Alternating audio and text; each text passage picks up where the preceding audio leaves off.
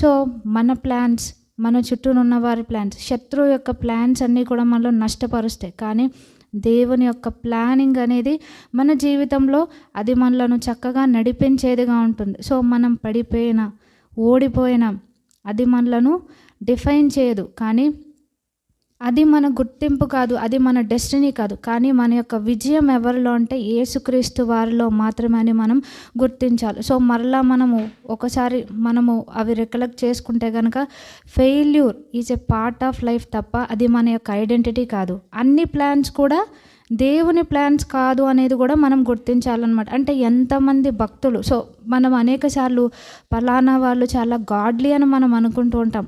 వాళ్ళ సలహాలు కూడా మనల్ని రూయిన్ చేసేవిగా ఉంటాయి.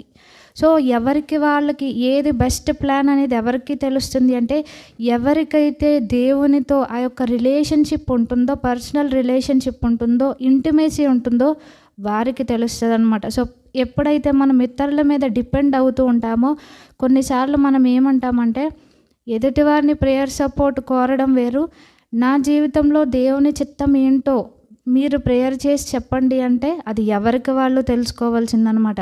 సో దేవునికి మన విషయంలో ఉన్న ప్లాన్స్ అనేది ఎవరికి వాళ్ళు దేవుని సన్నిధిలో కనిపెట్టి తెలుసుకోవాలి తప్ప ఇతరులకు అన్నీ బయలుపరచబడవు. సో వాళ్ళు చెప్పినంత మాత్రాన వాళ్ళకి దేవుడు రివీల్ చేశారు అన్నది కాదు. సో అక్కడ కూడా మనం మిస్లీడ్ అయ్యే ఛాన్స్ ఉంది అనేది దేవుడు తెలియపరుస్తున్నారు. సో ప్రజల యొక్క ప్రణాళికలు, శత్రువు యొక్క ప్రణాళికలు మనలను డీరైల్ చేస్తూ మనలను మిస్లీడ్ చేస్తూ ఉంటాయి. కానీ దేవుని యొక్క ప్రణాళిక ఏంటంటే అది పర్ఫెక్ట్ అనమాట. అది మనం నమ్మొచ్చు. ఇంక ఇట్స్ అల్టిమేట్.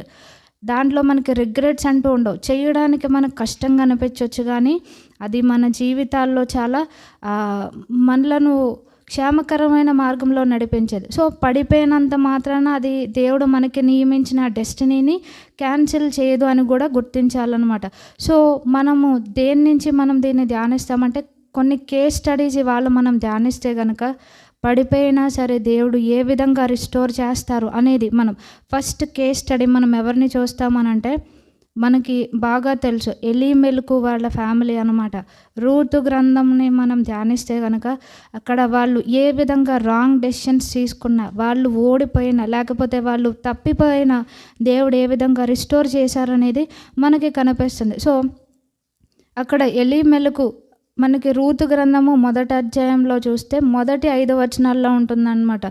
ఎలీమెలకు గారు ఏం చేస్తారు అని అంటే బెత్లెహేంలో వాళ్ళు నివసిస్తారు. వాళ్ళకి కరువు వచ్చిందని వాళ్ళు మోయాబు దేశానికి వెళ్ళడానికి ప్లాన్ చేసుకుంటారనమాట. సో ఎప్పుడైతే ఈ విధంగా మోయాబు దేశానికి